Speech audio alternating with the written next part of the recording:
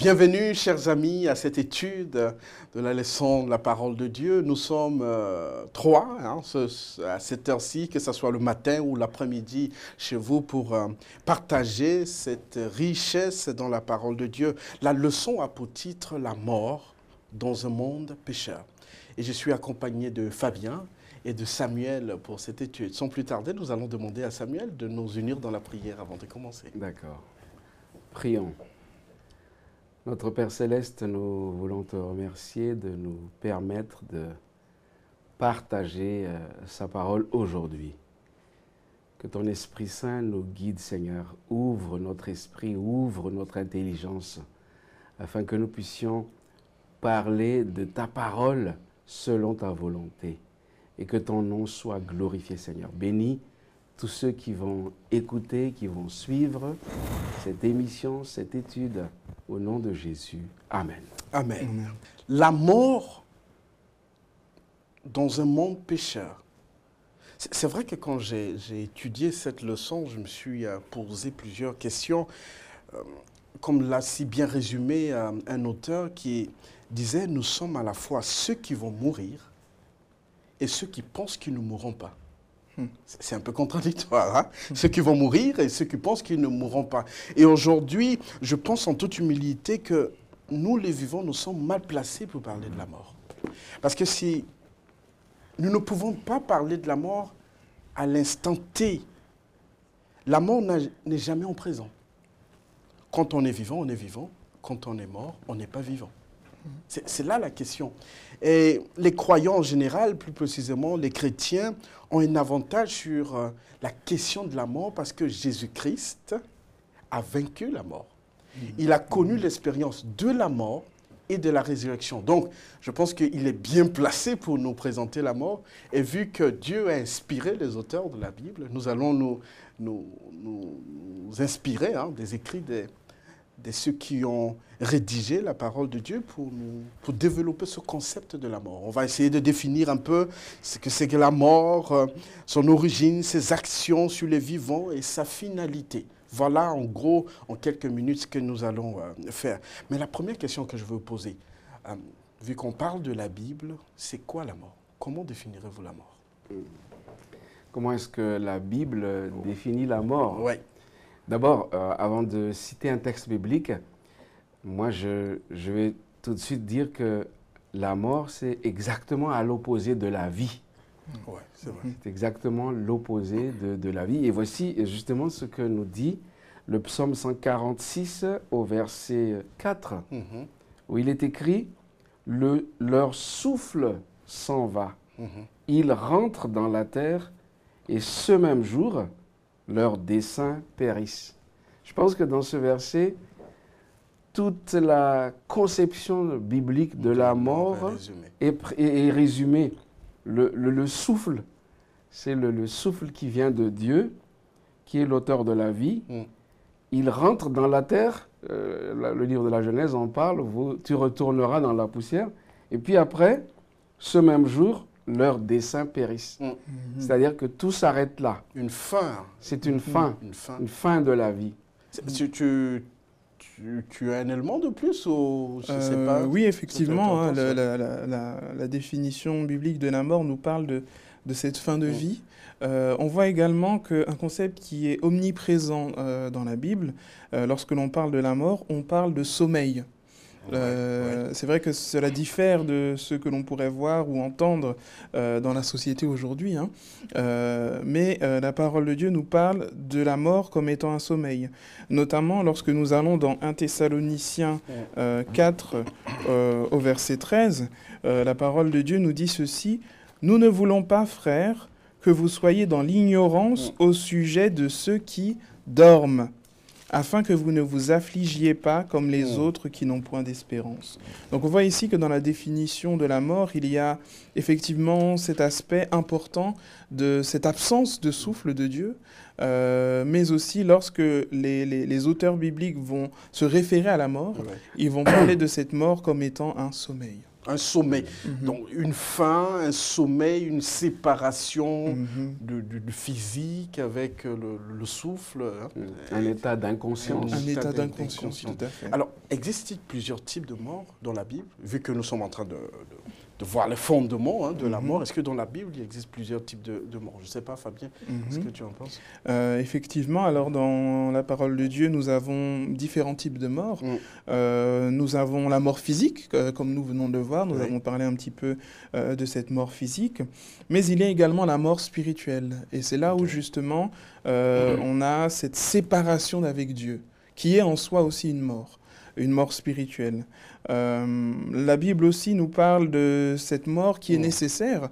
C'est la mort à nous-mêmes, la mort à la chair, mourir à soi-même.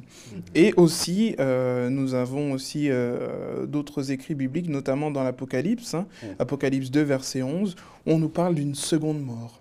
Une seconde mort qui a lieu cette fois-ci après la mort physique et qui est donc la mort éternelle. Donc nous avons ces différents aspects de la mort qui sont mentionnés dans la Bible, différents types de morts, mais il y a vraiment un lien entre tous ces types-là. Cette mort physique, cette mort spirituelle est arrivée et a donc eu en conséquence la mort physique. Et si nous n'arrivons pas à mourir à nous-mêmes, effectivement, cette seconde mort nous attend. Donc on voit qu'il y a différents types de morts, mais que chaque type de mort est connecté l'un avec l'autre. C'est vrai que dans ta définition, on a l'impression que la mort est quelque chose de négatif. Je ne sais pas, il y a toujours plusieurs types, c'est négatif, la mort C'est négatif parce que c'est la fin. C'est la fin de quelque chose qui est la vie. Mais le thème biblique nous parle de l'espérance. C'est justement la fin de 1 Thessaloniciens 4, verset 13, où il est dit, pour ceux qui n'ont point d'espérance, mais justement la Bible parle de l'espérance. C'est-à-dire après la mort. Après la mort. Il y a la vie. Donc après la mort, quelque chose de positif peut sortir pour ceux qui ont de l'espérance et de négatif pour ceux qui n'ont pas de l'espérance. Ouvrons nos Bibles. Je vais demander d'abord à Samuel, s'il veut bien, de nous lire dans Genèse, un texte. Et pendant ce temps, Fabien, tu es toujours dans Genèse aussi. Samuel, Genèse chapitre 2, versets 16 à 17. Et Fabien, Genèse chapitre 3, versets 4 à 5. Ces deux textes nous donnent un peu l'origine de la mort dans la Bible. Comment la Bible présente. Je commence par Samuel. Donc je lis Genèse 2, versets 16 et 17. Oui. L'Éternel Dieu donna cet ordre à l'homme. Tu pourras manger de tous les arbres du jardin, mais tu ne mangeras pas de l'arbre de la connaissance du bien et du mal, car le jour où tu en mangeras, tu mourras. Intéressant. Le jour où tu en mangeras, tu mourras. Il y a la notion de la mort qui est là. Et dans ton texte, qu'est-ce qui est dit dans Genèse chapitre 3, versets 4 à 5? Alors je lis Genèse 3, 4 à 5. Alors le serpent dit à la femme, « Vous ne mourrez point, mais Dieu sait que le jour où vous en mangerez, vos yeux s'ouvriront et que vous serez comme des dieux, connaissant le bien et le mal. » On a l'impression que c'est deux forces contradictoires qui s'affrontent là autour de l'humain. La question, d'après la Bible, qu'est-ce qui s'est passé pour que Dieu, Lucifer, se retrouve dans ce genre de conflit? Alors, bien entendu, la Bible parle, aussi bien dans l'Ancien que dans le Nouveau Testament, du grand conflit entre le bien et le mal, entre Christ et Satan, entre Dieu et Satan. Et il est clair que c'est Satan qui est à l'origine de cette contestation de la souveraineté de Dieu, de l'amour de Dieu, de l'autorité de Dieu en tant que Dieu. En fait, tu te réfères à Genèse chapitre 3, versets 4 et 5. Il a menti. Hein? Il a menti. Il a menti. Donc, tout a commencé. Donc, l'origine de tout cela, c'est que lui, à un certain moment dans l'histoire de l'univers, a choisi de contester l'autorité divine et de choisir une autre voie. tout a commencé là. Parce que ta question, c'est bien cela. Ouais. Que s'est-il passé hein? Que s'est-il passé pour que Dieu et Lucifer se retrouvent dans un conflit pareil? Voilà. Ouais. Et effectivement, l'élément de réponse que tu viens de donner me pousse à une autre question. Qu'est-ce la notion... Parce que on a l'impression qu'il y a une notion de libre arbitre aussi dedans. Parce que Dieu dit à l'homme de ne pas manger. Le serpent dit à l'homme, tu peux manger. C'est-à-dire l'homme a le choix, il peut décider. C'est quoi la notion de ce libre arbitre dans ce contexte du choix que l'homme a fait? C'est vrai que lorsqu'on regarde dans ce grand conflit, comme l'a dit Samuel, on comprend qu'au cœur de ce grand conflit, il y a l'homme. Il y a la décision de l'homme. Dieu va donner à l'homme la possibilité de choisir pour le bien ou de choisir pour le mal. D'ailleurs, Dieu a été très clair dans ses commandements en disant clairement que le jour où tu mangeras de ce fruit, les conséquences seront donc les conséquences de la mort. Et c'est un petit peu comme, je dirais, quand on parle de libre arbitre, c'est un petit peu comme un père avec ses enfants. On aimerait parfois que nos enfants, moi qui ai été père depuis pas très longtemps maintenant, on aurait aimé que nos enfants nous obéissent comme des petits robots. Ah oui. Voilà, dès que l'on dit quelque chose, voilà, c'est bon, c'est fait, c'est fini. Mais c'est vrai que dans ce libre arbitre, on voit qu'il est basé sur l'amour. Parce que Dieu aurait pu faire des robots. Il aurait pu faire en sorte que tout simplement, en tant qu'humain, il nous dit d'aller à gauche, on va à gauche. Il nous dit d'aller à droite, on va à droite. Mais y aurait-il eu véritablement de l'amour? Et c'est ça, en fait, vraiment, dans ce libre arbitre et dans cette relation naissante entre Dieu et l'humanité, on comprend qu'il y a comme base l'amour. Je t'aime, donc, si tu m'aimes en retour, agis selon ce que je t'ai demandé.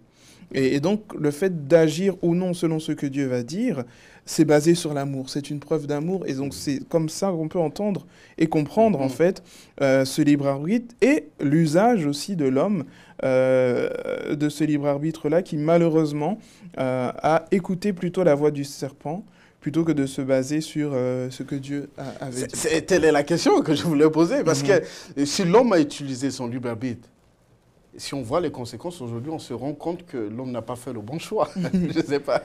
L'homme n'a pas, effectivement. Et donc, le fonctionnement de Dieu est clair. Le caractère de Dieu est clair. Il donne à ses créatures la liberté de choisir, de lui obéir ou de ne pas lui obéir. Ça a été clair pour les anges, dont Lucifer. Ça a été clair aussi pour les humains que nous sommes. Et ce sera toujours ainsi. Ce sera toujours ainsi. C'est le mode de fonctionnement de Dieu même. C'est son caractère, c'est son amour renferme cet élément de donner la liberté de choisir à ses créatures.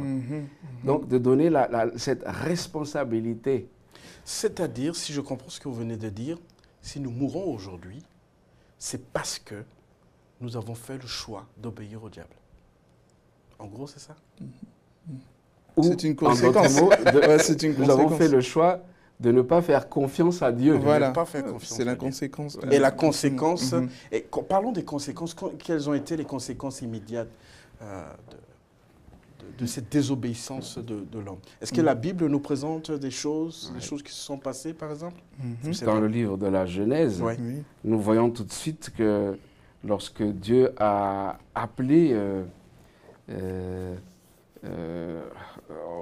Genèse 3 à partir du verset 9, mais l'Éternel Dieu appela l'homme et lui dit « Où es-tu » Ils connaissent bien cette voix. Ce n'est pas la première fois qu'ils entendent cette voix. Il répondit, j'ai entendu ta voix dans le jardin et j'ai eu peur. Première conséquence. Deuxième, parce que je suis nu. Et puis après, je me suis caché. C'est terrible ce qui s'est passé ce jour-là. Ou plutôt ce soir-là. Et oui. C'est la fuite. Il y a la honte, il y a la fuite, il y a... Se cacher. C'est la peur. Et c'est vrai que par rapport au fait que Dieu avait dit « Le jour où tu en mangeras, tu mourras », on voit que dans les conséquences, il y a déjà, hein, comme on avait parlé un petit peu plus tôt, cette mort spirituelle qui va se produire, cette séparation d'avec Dieu. Dieu qui va chercher l'homme et l'homme qui va se cacher de Dieu.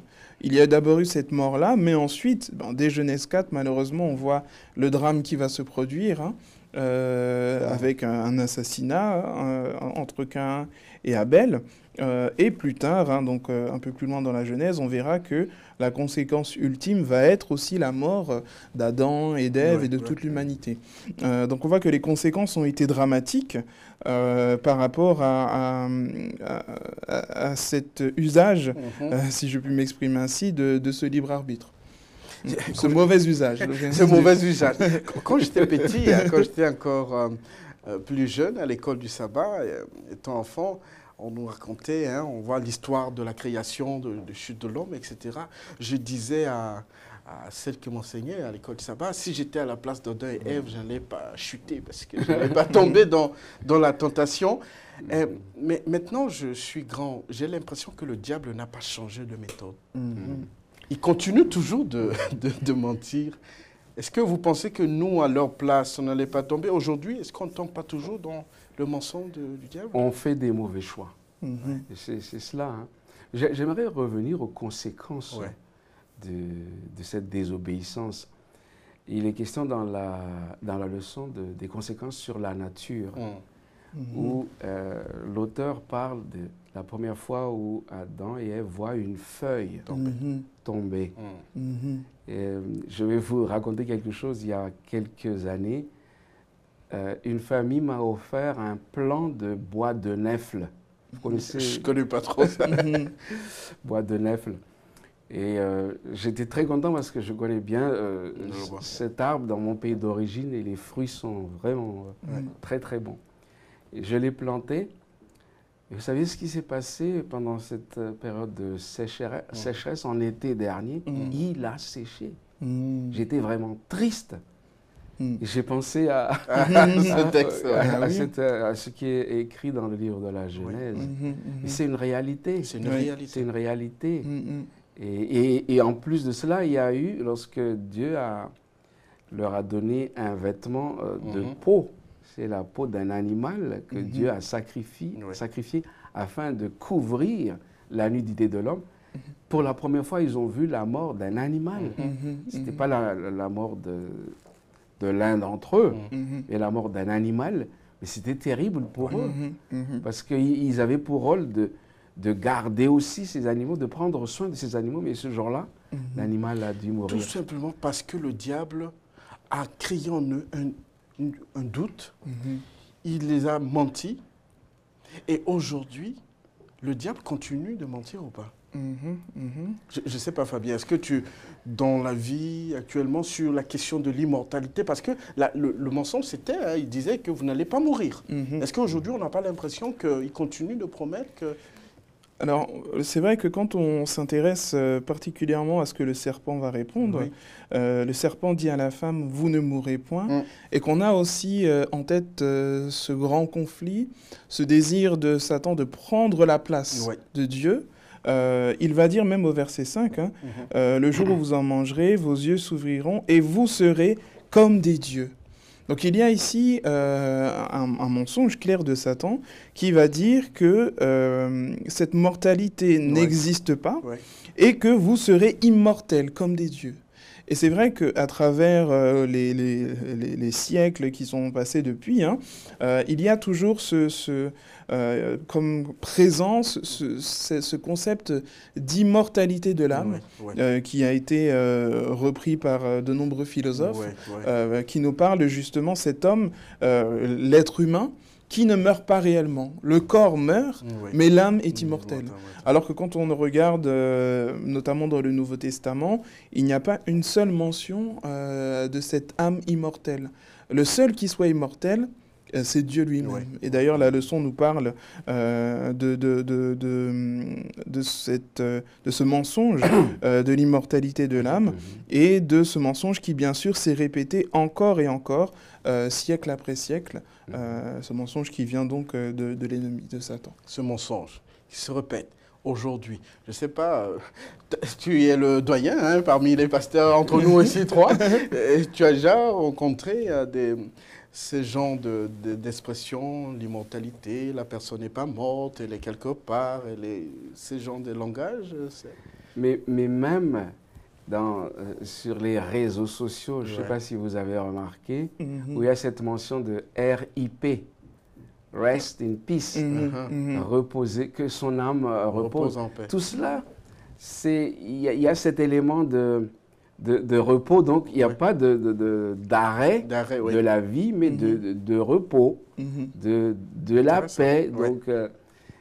Donc, dans plusieurs cultures et civilisations, c'est introduite cette notion d'immortalité. Mais en fait, pourquoi est-ce que Satan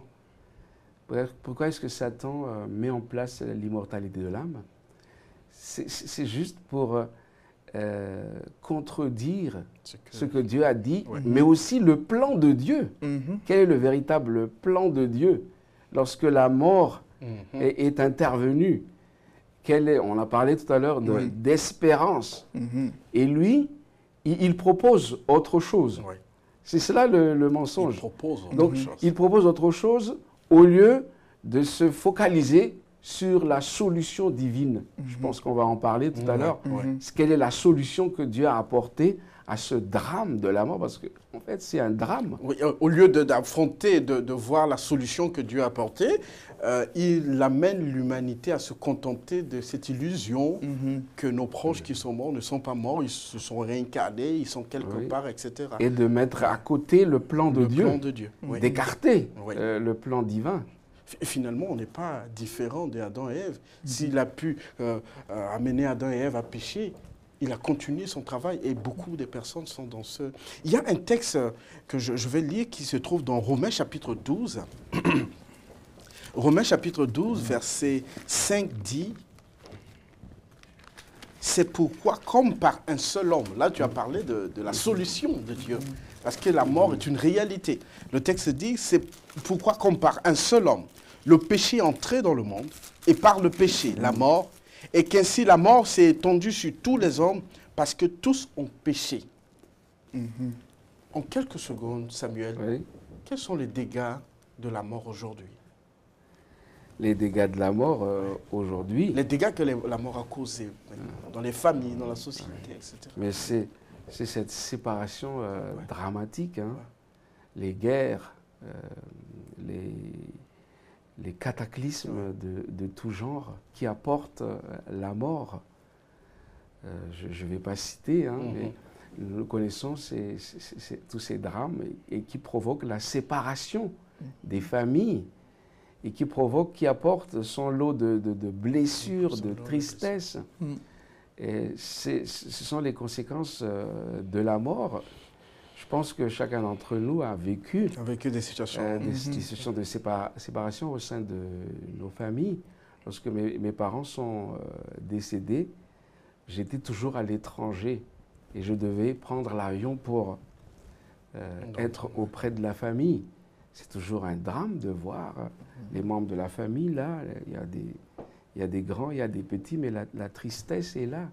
Et c'est terrible, ces séparations. Et tout cela pour nous rappeler la réalité de la mort, qui est la conséquence de la désobéissance à la parole de Dieu. C'est intéressant. Je ne sais pas si tu veux ajouter... Tu as fait des expériences, tu as vu, tu as accompagné des familles Oui, j'ai déjà accompagné des familles. Et c'est vrai qu'on a tendance, en tout cas dans notre société, à considérer que la mort est normale. Mais lorsque nous faisons face au deuil, à la mort, ou lorsque des proches font face à cela, on se rend compte que ce n'est pas normal. On se rend compte vraiment qu'il n'y a rien de normal à voir tant de souffrances, tant de proches s'en aller et tant de difficultés, de calamités autour de nous. La mort est tragique. Et la parole de Dieu nous parle justement de cette tragédie de la mort, mais elle nous donne également une solution. Heureusement qu'elle ne s'arrête pas là. Mais c'est vrai que les dégâts que cause la mort au quotidien, je pense que chacun d'entre nous, que ce soit au niveau des auditeurs, au niveau de nous aussi en tant que pasteurs, chaque personne fait face à cette mort, malheureusement, mais il y a cette espérance. C'est vrai que toi et Samuel, vous voulez vraiment parler de cette espérance, parce que si l'histoire s'arrête seulement sur un tableau sombre, ce serait pas bien. Quelle est l'espérance alors? Quel est le message derrière cette mort? Il y a, pour revenir dans le livre de la Genèse, que nous avons vu dès le départ, Genèse 3 au verset 15, s'adressant au serpent, dans la leçon il est dit que Dieu est en train de prononcer la malédiction sur le serpent. Je mettrai inimitié entre toi, c'est-à-dire le serpent et la femme, entre ta postérité et sa postérité. Celle-ci t'écrasera la tête et tu lui blesseras le talon. Pour moi, la solution divine, finale et ultime est là. La postérité de la femme, qui n'est autre que Jésus, va écraser la tête de qui? Du serpent, c'est-à-dire de l'ennemi. C'est-à-dire Dieu va résoudre le drame du péché à la source. C'est ça la solution divine. Intéressant. C'est rassurant. C'est pas si tu... Oui, c'est vrai que c'est très rassurant. Surtout que lorsque l'on voit que dans le livre de la Genèse, on voit souvent ce livre comme étant le livre des commencements. On a le commencement, on a la création, on a les différents jours de création. Mais on voit aussi que la Genèse même apporte aussi plusieurs fins. La fin de la relation la relation particulière que Dieu avait avec l'homme, la fin de la vie, la fin de nombreuses choses. Mais on voit aussi que dans la Genèse, dès le début, il y a aussi cette fin où Dieu dit clairement, comme on l'a vu dans Genèse 15, que tout cela aura une fin, que la souffrance même aura une fin. Et que cette souffrance-là pourra être totalement détruite par la postérité de la femme, et comme on l'a vu, par Jésus-Christ, qui lui sera le seul qui aura vaincu la mort et qui aura pu permettre à ce que ce serpent n'ait plus aucun effet et que la mort, justement, soit vaincue. Amen. Au début de la leçon, nous avons dit que la seule personne qui a vaincu la mort et qui est sortie victorieuse, c'est Jésus-Christ.